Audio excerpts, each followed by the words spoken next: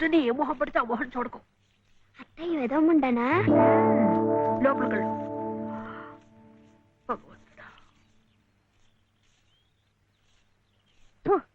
పొద్దున్నే నీకెందుకులే మా పళ్ళు, అవి అక్కడ పడేసి లోపలికి వెళ్ళు. పర్వాలేదు వదినా, ఇందులో తప్పే ఉంది. తప్పే ఉంది అని నిలదీసి అడిగితే నేనేం చెప్పను? నిన్న పొద్దున్నే నీ మొహం చూశాక ఆ పక్కింటి ఆయన కాలు జారి పడ్డాడట. వాళ్ళ ఆవిడ ఒకటే తిట్టిపోసింది. పొద్దునే లేచి ఎవరైనా కాస్త మంచి మొహం చూడాలనుకుంటారు పాపం. ఏమే నీళ్ళు, నువ్వు వెళ్ళి కాస్త కాఫీ పని చూడమ్మా. వెళ్ళు.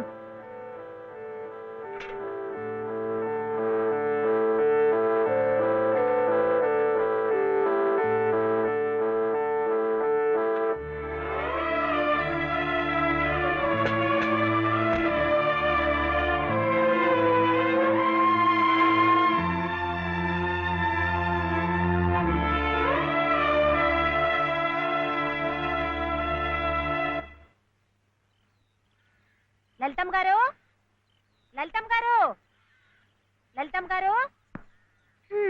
అదేమిటి రోజు ఎంచగ్గాను దుర్గమ్మ గారు అని నా పేరు పెట్టి పిలిచేదానివి, ఈ రోజు ఏమిటి లలితమ్మో లలితమ్మో అంటా గావుకేకలు దుర్గమ్మ లలితమ్మ అయిపోయింది ఏమిటి? అదెట్టా అవుతుందమ్మా, దుర్గమ్మ దుర్గమ్మే, లలితమ్మ లలితమ్మే. నా జాకెట్ నా లాగు, నా చొక్కా ఎక్కడా? ఇదిగో బాబు, తమ చీరలు 2 రాసుకోండి. ఒరే చెంప అక్కడ పెట్టరా.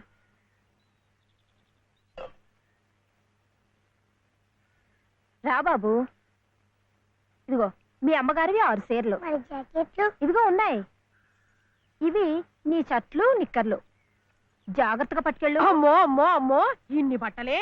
మొగుడుతో కాపురం చేసే నేనే ఒంటి మీద బట్ట రాతి మీద బట్టతో అఘోరిస్తున్నాను. మొగుడు లేని ఇవిడి గారికి అమ్మా రేవు 6 చీరలే. ఇట్ట ఈ స్త్రీలకి ముస్త్రీలకి ఆయన గారి సంపాదన అంతా తగలేస్తే నేను నా బిడ్డలు అడుక్కు తినాల్సిందే. చిచ్చి, మీ బట్టలే అనుకున్నాను. మీ మనసు కూడా నీరకాయ పట్టి మురికెత్తిపోయింది. ఒక్కసారి మీ ఆయన గారు ఉడకేసి ఇస్త్రీ చేస్తే నా స్వామి రంగా. ఏమిటే గొడుగుతున్నావు? అబ్బే ఏం లేదమ్మా. అయినా మీరు కూడా ఏందమ్మా, దేవుడు ఏదో చిన్న చూపు చూడబట్టి ఆవిడ మీ ఇంటికి వచ్చింది గాని నిన్నటిదాకా ఆవిడ లక్షణంగా బ్రతికిన మనిషేగా. అంటావు మధ్యలో నీ సమయం పోయింది. బట్టలు ఎక్కువేస్తే డబ్బు బాగా గుంజొచ్చని నీ ఆలోచన. ఆవిడ గారి బట్టలకి మీరేం డబ్బు ఇవ్వక్కర్లేదులేండి. పుట్టాడు కష్టంలో ఉంది. ఆవిడికి ఈ పాటి సాయం చేస్తే పుణ్యమైనా దక్కుద్ది. ఆహా, అంత పుణ్యం కావాలంటే నీ కొంపకి తీసుకెళ్లి నెత్తిన పెట్టుకు పూజించు ఈ సంతని.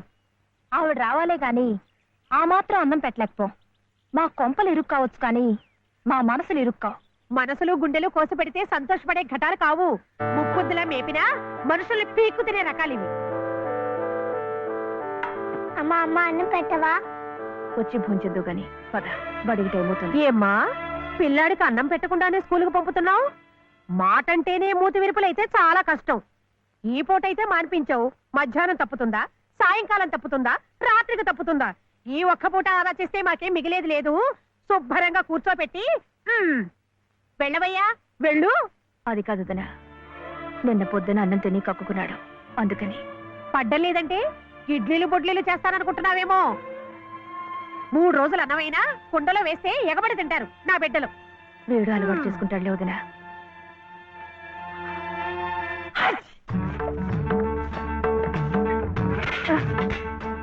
ఇక్కడ గొడిగే. నీకు వర్షం వస్తుందేమోనని. సర్లే, ఎక్కడైనా పెట్టు. రామ రామ, ఇక్కడ కాదు అక్కడ.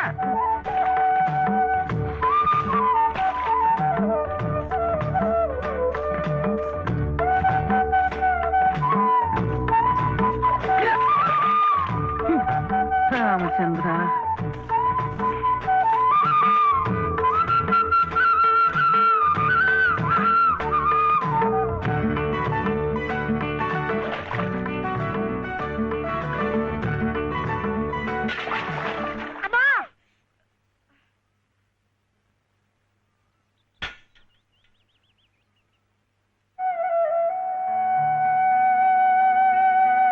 అయ్యో ఏమిట్రా ఈ తలతిక్క పనులు?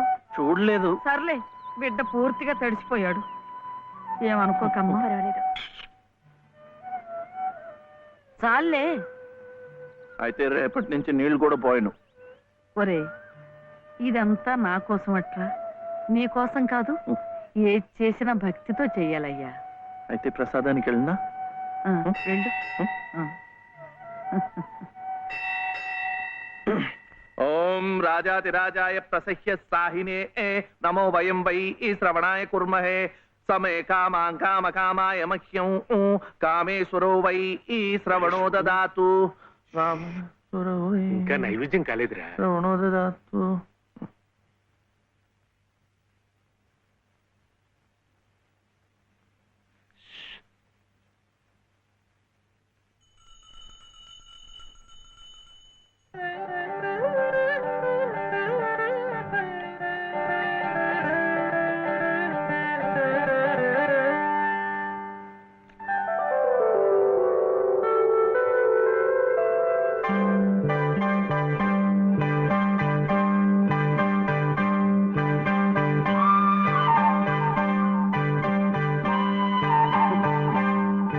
చూస్తున్నానులేండి, మీరు తినకుండా అంతా బాబుకే తినిపిస్తున్నారు. తీసుకోండి. నాకు లేదనా? నేను మళ్ళా అడిగితే ఇస్తారు. ఈ గుడి మాకు బాగా తెలుసు. నేను మా నానమ్మ రోజు వచ్చి ఇదంతా కడిగి ముగ్గులేస్తాంగా. తీసుకోండి, తీసుకోండి. తీసుకోమ్మా. అసలు దేవుడు గర్భగుడిలో ఉంటే వీడు ఊరేగింపుకు వెళ్లే ఉత్సవ విగ్రహం లాంటి వాడు. పుణ్యమే. రాజమ్మా, ఆ అమ్మాయి ఎవరో తెలుసుగా? మన చలపతి చెల్లెలు లలిత. అలాగా, నేను గుర్తుపట్టలేదు.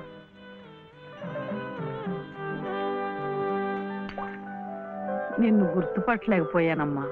ఏమనుకోకు. ఏమిటో మనిషికొక చింత పెడతాడా దేవుడు. గంగిగోవు లాంటి మీ అన్నయ్యకి ఆ మహాతల్లి మీ వదిన ఎలా దొరికిందో. వస్తానండి. పదమ్మా. చూడమ్మా, ఇంత చిన్నతనంలోనే నీకొచ్చిన కష్టం సామాన్యమైంది ఏం కాదు. ఇలాంటప్పుడే మనసు చిక్కబట్టుకోవాలి. నేను ఎన్ని ఎదురు దెబ్బలు తిన్నానంటావు. కళ్ళ ముందే కాపురం చేస్తున్న కూతురు పోయింది. కొడుకు కోడలు పోయారు. చిన్నతనంలో జరిగిన ప్రమాదంలో మెదడికి దెబ్బ తగిలి నా మనవడు ఇలా అయిపోయాడు. ఇవన్నీ తట్టుకుంటూ మందులు మాకులు తింటూ ఇంకా బ్రతికుండాలనుకుంటున్నానంటే ఎందుకంటావు? నా మీద ఆధారపడ్డ వాడి కోసం, నా మనవడి కోసం. భగవంతుడా, వాడి బుద్ధి పెంచకపోతే పోయే. ఏ కల్మషం ఎరగని ఆ పసితనాన్ని అలాగే ఉంచు. చెప్పింది చేసే పట్టుదల, దీక్ష అవైనా ఇచ్చావు, అంతే చాలు అని రోజుకొక్కసారి ఆ దేవుడికి గుర్తు చేయటానికి ఈ కట్టిని ఇలా ఉంచాను. అమ్మా, స్కూల్కెళ్ళొద్దు. చాదస్తం అనుకోకపోతే ఒక్క మాట చెప్తాను తల్లి. నువ్వు కూడా ఒక మంచి రోజు చూసుకుని ఈ గుడి ప్రాంగణం తుడిచో, మెట్లు కడిగో, ఇంత సేవ చేసుకో. అంత మాత్రాన బాధలు తీరిపోతాయని కాదమ్మా. ఆ భగవంతుడి అనుగ్రహం ఉంటే ఈ కష్టాల సముద్రంలో పడి కొట్టుకుపోకుండా కనీసం మోకాటి లోతునైనా సాగిపోగలమని. ఆ లలితమ్మ ప్రసాదాలు పెట్టి పిల్లాడిని స్కూలుకు పంపుతోందంటే ఆ వదిలి గారు ఎంత అమానుషంగా ప్రవర్తిస్తుందో ఆలోచించు. అగో, నీ ఇష్టం వచ్చినప్పుడు అలా రావడానికి పోవడానికి ఇది ఏమన్నా ఇదనుకున్నావా? టీ గుంజీలు. ఏదో పొరపాటు అయిపోయింది. రేపటి నుంచి వాడి టైంకి వచ్చేస్తా. రేపటి సంగతి రేపు చూద్దామమ్మా. ఈ క్లాస్ అయ్యేదాకా గుంజీలు వేద్దావా అని. అప్పుడు కానీ రాంగ్ కుదరదు. ఒరే ఒరే, ఏమిట్రా ఇది? మీరు క్లాస్ అయ్యేదాకా తీగుంజలు తీయండి. వాడికి నాకు సామ్యం ఏమిట్రా? వాడు తప్పు చేశాడు, తీయొద్దు. మీరు తప్పు చేశారు. నేనేం చేశాను? వాడు ఎందుకు ఆలస్యంగా వచ్చాడో తెలుసుకోకుండా తీగుంజలు తీయమనడం తప్పు కదా. రే, ఎందుకు ఆలస్యమైంది? నువ్వు తీయొద్దు. ఏమ్మా, ఎందుకు ఆలస్యమైంది? వాళ్ళ వదిన బాగా చూసుకోపోతే గుడికి నిజమే కదా, గుడికి తీసుకెళ్లి ప్రసాదం పెట్టి తీసుకొస్తోంది పాపం. అన్ని మెట్లు ఎక్కి దిగాలంటే ఆలస్యం అవుదా? అవుతుంది. ఆ సంగతి చెప్పొచ్చు కదమ్మా. అంతే, ఆపు ఆపు. మాస్టారు, రేపటి నుంచి గుడిలో ప్రసాదం అయిన తర్వాత వీడు వస్తుండగా చూసి బెల్లు కొట్టండి. అట్టాగే లేరా. వెళ్ళు వెళ్ళు. నీ పేరేమిట్రా? బాలసుబ్రహ్మణ్యం. బాలసుబ్రహ్మణ్యం.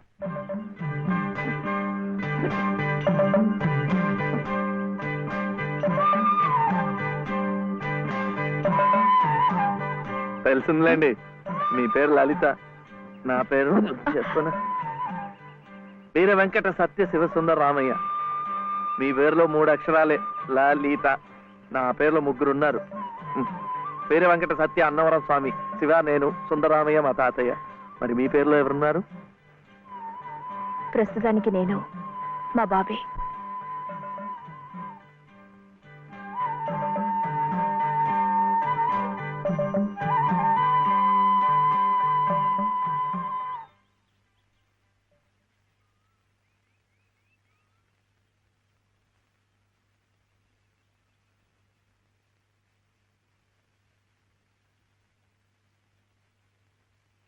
ఇలా సహాయం చేస్తే పుణ్యం, కానీ మొగాళ్ళు మాత్రమే చేయాలి.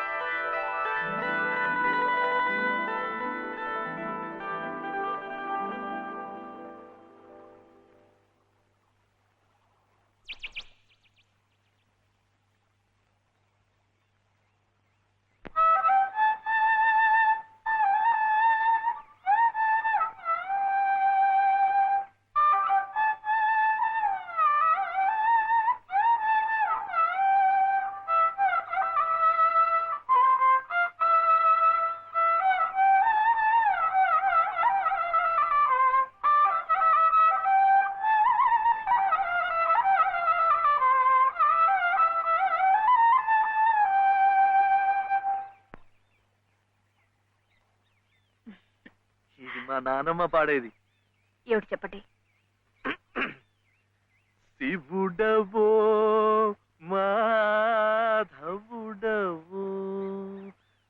ఎవరని నిర్ణయించేదిరా, మిమ్మల్ని ఎవరని నిర్ణయించేదిరా. మీకు సంగీతం బాగా వచ్చనుకుంటానే. మీకు తెలిసిన చోట 2-3 సంగీతం పాఠాలు ఇప్పించకూడదు. పాఠానికి 100 రూపాయలు ఇచ్చినా నా బ్రతుకు గడిచిపోతుంది.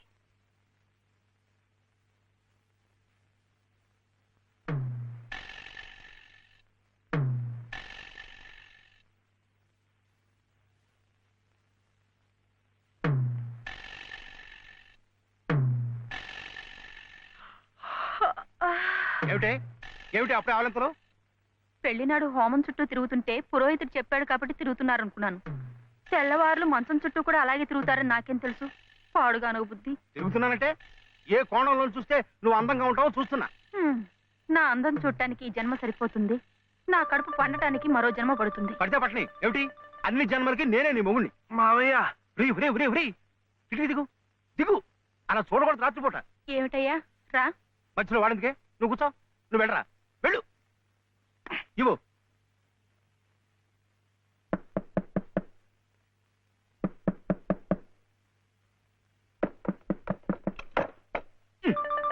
ఏమిట్రా ఏమిటి నీ గొడవ? అర్జెంటుగా నాకు 100 కావాలి. 100 లేదు కింద లేదు నీ పొంద. పోయి పడుకో. ఇస్తే గాని నేను ఎళ్లను, పడుకోను. చేతులు విరక్కొడతాను. అర్ధరాత్రి లేదు అపరాత్రి లేదు. పో.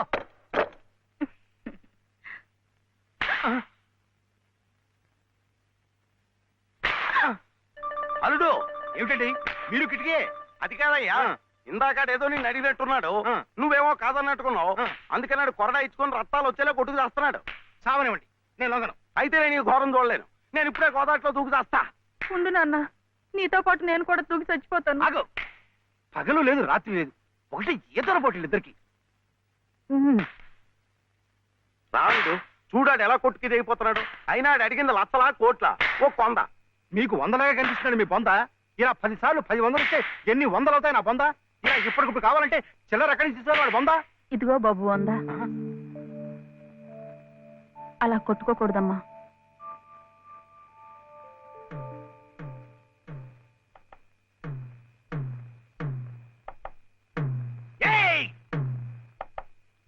ఉత్తు తరుపులే, ఆడేం చెయ్యడు పాపం. కానివరే, ఇంత గొడవ చేసి 100 రూపాయలు ఇచ్చుకున్నావు కదా, దేనికి? సంగీతం నేర్చుకోవడానికి. అందులో సగం నేను నేర్పుతా. ఏం సగం ఇస్తే సగమే నేర్పుతానేనా? మరి మీకిస్తే ఆవిడకి సహాయం చేసినట్టు ఎలా అవుతుంది? ఆవిడెవరు? లలితమ్మ గారు. అదా సంగతి. బాగుందిరా. కానివరే ఓ పెద్ద పేరున్న దర్జీ దగ్గరికి సీటీ గుడ్డ అట్టుకెళ్ళి మంచి కోటు కుట్టమంటే బాగోదు. అట్లాగే బాగా శాస్త్రం తెలిసిన మనిషి దగ్గరికి వెళ్ళి నీ లొల్లాయి పదాలు పాడే కంఠంతో సంగీతం నేర్పమంటే చచా, దానికి రాగం తానం తాయి ఎన్నుండాలా. అసలు గొంతుకే స్థాయిలో ఇప్పుడు జమ్ములు నిలబడిపోవాల. అప్పుడు ఆవిడేమైనా నేర్పినా నువ్వేమైనా నేర్చుకున్నాను. ఏది నోరు తెరు అని కృష్ణుణ్ణి అడిగిందట. అప్పుడు కృష్ణయ్య, అమ్మా మన్ను తినంగనే శిశువునో ఆకుంటినో వెర్రినో. నిద్రపోతున్నావేమిట్రా, ఊకొట్టడం లేదు? ఆయనమ్మా, ఏమిట్రా? చలపతి గారు లలితమ్మ దగ్గర ఒక పాట పాడాను. అది విని ఆమె ఏడుస్తూ వెళ్ళిపోయిందేమిటే. ఏం పాట పాడావురా? సీతమ్మ మరి వనవాసం లేదు. మరి ఇంకే, సీతమ్మ వారి కథ అంటేనే కష్టాల తోరణం. ఎంతటి ఆదిలక్ష్మి అయినా ఆడజన్మ ఎత్తేసరికి అగచాట్లు తప్పలేదు. ఏ కష్టాలు ఆమె గుండెల్ని తాకాయో, తన బాధల్ని గుర్తుకు తెచ్చాయో. పిచ్చి తల్లి ఏడుస్తూ వెళ్ళిపోయి ఉంటుంది. అంటే ఆవిడ చాలా కష్టంలో ఉందా నానమ్మ? కష్టాలు కాక మరేమిట్రా, చిన్నతనంలోనే భర్త పోయాడు. అత్త మామలా ఆదరించలేదు. గతి లేక అన్న పంచం చేర్చి ఆ వదిన తాటకిలా కాల్చుకు తింటుంది. ఏమిటో చస్తే గాని రాబందులు ముట్టం. కానీ ఈ బంధువులున్నారే, కాస్త పరిస్థితి చేయిదారితే బతికొండగానే పీక్కు తింటారు. అంటే ఆవిడ అలా కష్టాలు పడాల్సిందేనా? అందుకే ఏదైనా దారి చూపించమని ఆ భగవంతుడిని వేడుకోమన్నాను. ఆ గుడి ప్రాంగణం తుడిచు, ఆ మెట్లు కడిగు, ఇంత సేవ చేసుకుంటే మంచి జరుగుతుందని చెప్పాను. చదువుకున్న పిల్లలు, మనకున్న నమ్మకాలు వాళ్ళకుంటాయా?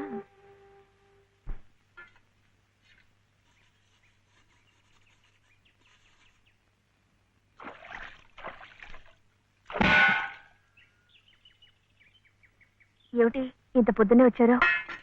మెట్ల పూజకి. మెట్ల పూజగా? రండి. అరే ఏమిటిది?